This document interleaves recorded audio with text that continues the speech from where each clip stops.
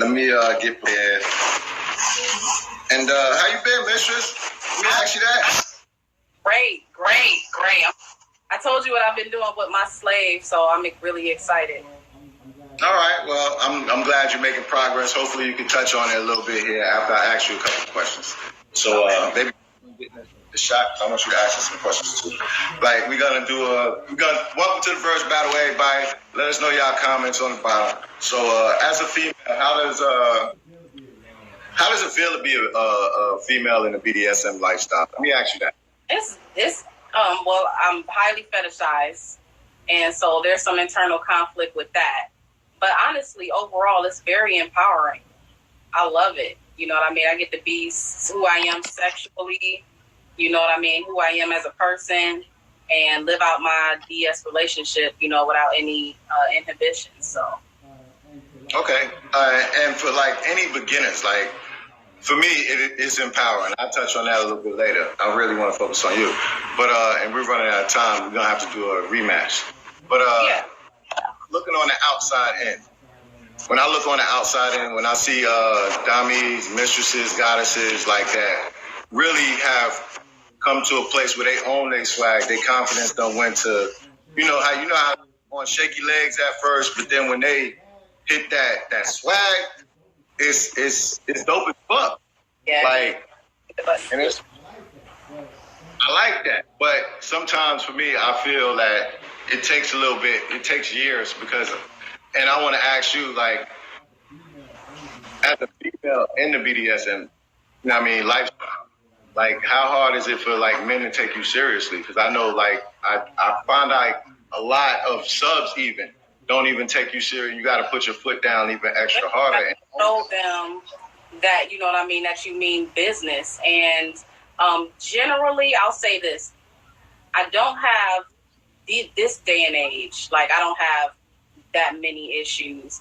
But initially, like, a few years back or whatever, you know what I mean? Men, because of their strength, think, because they think that I may be weaker than them, that, I can't be taken seriously in the space. You know what I mean? And that's totally not true. And I want to bring this back up because we touched base on it on a previous show. You're talking more about dick doms versus... Yes, dick doms. Who think that, protruding their dominance through their dick or fucking hard or fast makes them dominant. You know what I mean? And their ego, really, is what I'm saying. Right. Yeah, it's a character trait. It's just really more of a character. It's phallicism at its and phallicism and vanity and masculinity and testosterone. Right. That's all it is. Masculinity, exactly. And I, for real, I hate those. That's why, like, for me, like, on my social network, as far as BDSM wise, like, I get a lot of females that don't know what it's about because they done ran into them, and then now I gotta reprogram a motherfucker. Right. And then I gotta they fuck them up. Nah, but the dominant in me wants me to give them the right information so that if you want to explore this, at least somebody you bumped into gave you the proper, start. You know what I mean? Because you can go any way. Right.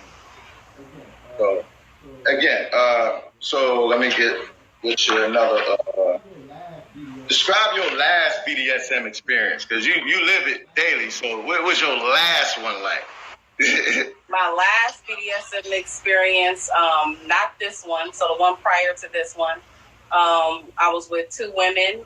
One was my girlfriend and one was my partner. And one was a cis woman, one was a trans woman.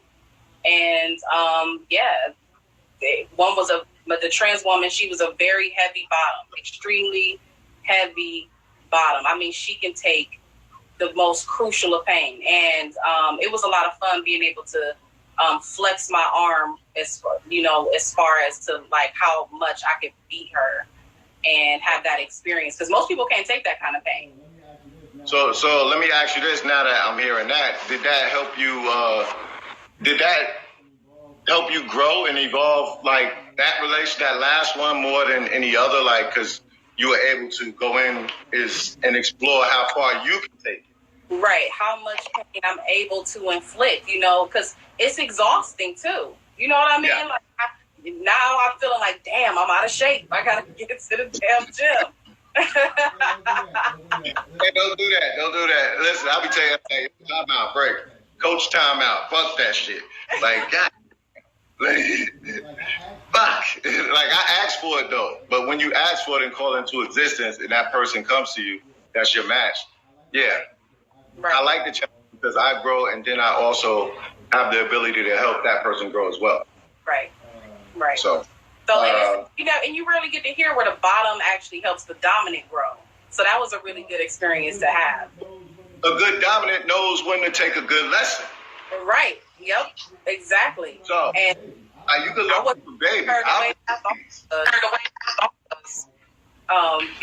Because when I first started off with her, I was beating her, and she she was having orgasms instead of actually experiencing. You like motherfucker liking it. Nah, well, see now I use like when I spank baby girl, like I'm putting her out there because she just being a watcher right now. But when I spank her, I found out that some of the spanking she was aroused by it. So I kind of use it as a tool as well. It can be a reward as well. Like sometimes even with me, my demeanor and my wording might change the dynamic of what we're doing or how I'm doing. So that's a beautiful thing when you know what you're doing, though. But let me ask you another question. What made you first begin to explore the BDSM lifestyle? Because a lot of people that's watching are beginners. So they tuned into, obviously, both of us because of the name and because of the dynamic of the show. So what made you first begin to explore that? First exploring it, like seriously, not the online stuff, but actually getting into the lifestyle. I stepped away for a little while and I was really missing it. So I was like, you know what, I'm going to go back and I'm going to take it seriously this time. And when I went back, I ran into who's now my mentor. And she kind of took my hand and mentored me through like the entire lifestyle. And I wanted to be in the lifestyle because I was tragically and severely bored with the vanilla lifestyle. I was so bored. The kind of sex I wanted to have, I wasn't having. I was over it. Your porn history get more fucked up. It was. And I got tired. Mr. J, I got sick and tired of hiding. Yes. I can say that's a truism. And I can touch base on it and I'm going to let you keep going. But like, for me, when I went back to vanilla lifestyle, it was like, I felt like I was on no bullshit. Like I was in the closet about something. Like, no, hold the fuck on. And then once I started really getting back into it, and then I started living and working certain parts of it. You see what I'm saying? And it was another freedom. So I started to take care of my craft and really put my work into it. You see what I'm saying? But like you just said, like when you go back to vanilla lifestyle and you get, even if it's a Becky or a Tamika and it's just not dirty enough, it's like, yo, when you fucking or something like that and you go a little too far, you like, yeah, I feel like, nah, I'm supposed to go too far. Fuck that. That's me. I want to go too far. I want to push my limit. And I was getting to a point, like when I finally got in the BDSM world, I would like, whisper the shit I would be into. And my mentor would laugh and go, that's it? That's it? That's beginner's level BDSM. And I'm like, what? There's a space for me for this? So I really started living my fantasies. I started bringing it into reality. That's dope. So for those watching, what are some of your personal kinks and fetishes? Let me ask you that. Oh, I love anal play in any form, especially pegging. I love to give anal play. What else? Total power exchange is a big one for me. Power exchange in general, but total power exchange. I love impact play and fire play and just electro play. It's all fun. Okay. So how do you choose your BDSM partners? Ooh, Being that chemistry. We got. You have what? We have to have chemistry. Yeah. We got to have that chemistry. Okay, nah, definitely. That's a definite must. I mean, like, how do you deal with the females in the lifestyle? Like, cause female to female. I ask you how the males. How do you deal with the females in the lifestyle? Because sometimes females don't get along. Sometimes they do. Right. Generally, I get along with the females in the lifestyle. What I personally, I'll just talk about what I have a problem with is the females that are just getting started, and so they believe that the persona they're supposed to take on is the personas that they've already seen. You know, highly bitchy, extremely arrogant. You know, and it's just like, you know, it's been done before. There's been doms that's not be who you are as a dom. That part, bring your own persona, right? Exactly. So that whole I don't want to blah blah blah blah blah bitchy whatever. You know, it's overplayed. It's overdone, and I'm over it. Yeah, and as a male as well, the same. I can't explain to you, like, when I see new ones, and I'm like, yo, what did you read, or what movie did you watch? Yeah, like, where did you get that? Like, you ain't been out to no events. You ain't been around a whole group of people where the herd just don't exercise. Like, ain't nobody fucking with you. And this is a whole event, or just like a gathering of people that are, you know what I mean, either curious and most. Because sometimes it's mixed like that. And then I hate going, me personally. And it's so like, it's cliche, because when you get to places like that and meets like that, you get more voyeurs than anything. Get more voyeurs. And then the voyeurs that are men and like that, or women like that for that matter, oh my God. It's like they have, you like, yo, who the fuck brought you in here? Right. And I'll be honest, I think that a lot of these type of women are getting this persona from online. And I know I have a bone to pick with the online community, and anybody who knows me knows that, you know what I mean? Because it's just so toxic. And, you know, they get it from porn clips that they've watched. They get it from, you know, maybe some clips or something they've seen online, but they've not been in a community where people are actually being themselves and not having to take on the same duplicate carbon copy persona of being an extremely high bitch on wheels. Yeah, because I promise you, like me and you vibe off rip. You know what I mean? Like, and I definitely, like, the crowd that's in here, the crowd that we usually vibe with, original people. Nobody's really trying to be somebody that they're not. And that's probably why we all click together like this and support each other's lives. But, like, I promise you, like, and then when I be blocking on Baby Girl Live, you see what I'm saying? The ones that's coming at her, like, and they don't have no tact. They have not researched it. They just seen it somewhere. And it's like, the way you coming at me, come on, man. Like, I ain't even got time for that. Right. Like, seriously. Like, right. And yeah, so I have a bone to pick with the online community in general, just because it's not represented the right. There's no representation for the people that are living the lifestyle in real time. But there is representation for the people that are online. Like, the online have something to pull from. They pull from us, and then they spin it some kind of way, and it gets like, you know, the online gets into it, and it just becomes some sort of you know. But we don't have it. We can't pull from that shit. That's, you know what I mean? That's not real. I'm doing it. Like, what am I pulling from? Like, when you live in it, you making it, you innovating. So, and then, like, at the same token, you're evolving as well. Like for real. Like, the longer that you're in it, the more that you appreciate the dynamics of it, if you're true to it, and if that's true to who you really are. So it's always a point to where I feel I'm gonna grow. You see what I'm saying? And it's always a point to where I need to grow to make mine grow. Right. Like, because if she can hit a plateau, fuck with me if I don't grow. Exactly. Then what do you do? Exactly. Right. So with that being said, let me ask you this. Let me see. Oh, yeah. During the power exchange, how do you channel the energy that you're feeling? Like, or the energy that's going on? I'm an energy vampire. I pull directly from my slave. He is my power source.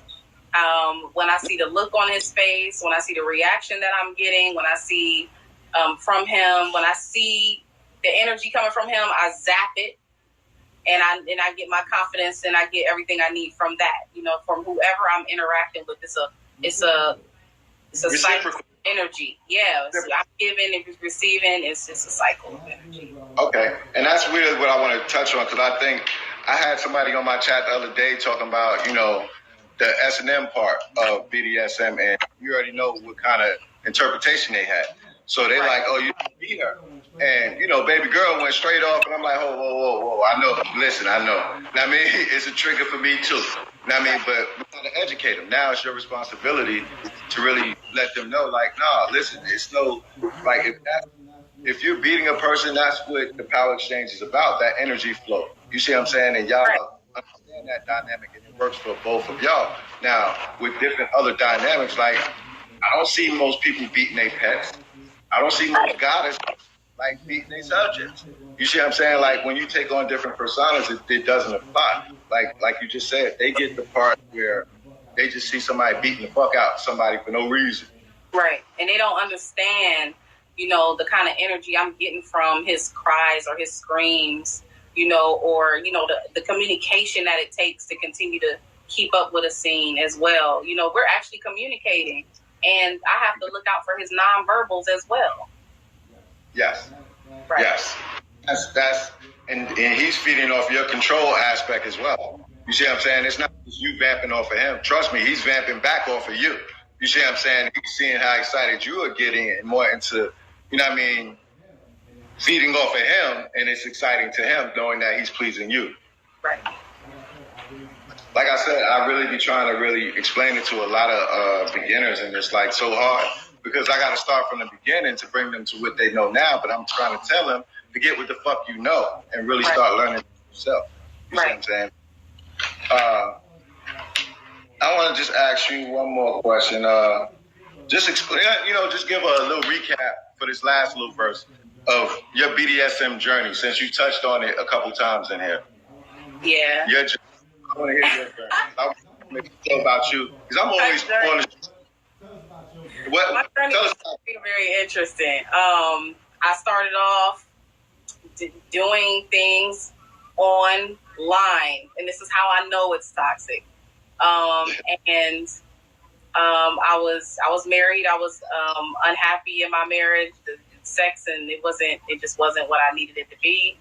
And so I started to explore. I started to take it offline and start to do things in real life. Before I understood like what consent and everything else was, I kind of jumped the gun a little bit. I had to bring it back a few steps in order to get where I am now. But you know, the porn history, we talk about the porn history all the time. You know, the porn history is and still is just out of control.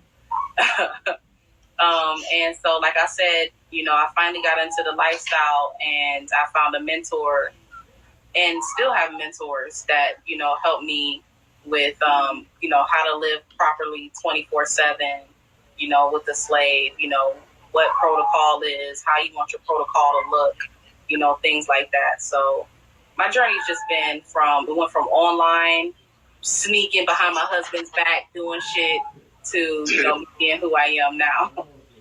Nah, no bullshit. Like, I fucked up a couple girls. Like, that was good. I mean, hey, it is what it is. They're like, why are you doing this? Why you gotta be that kinky? Why can't you just be regular? I'm like, I don't fucking know.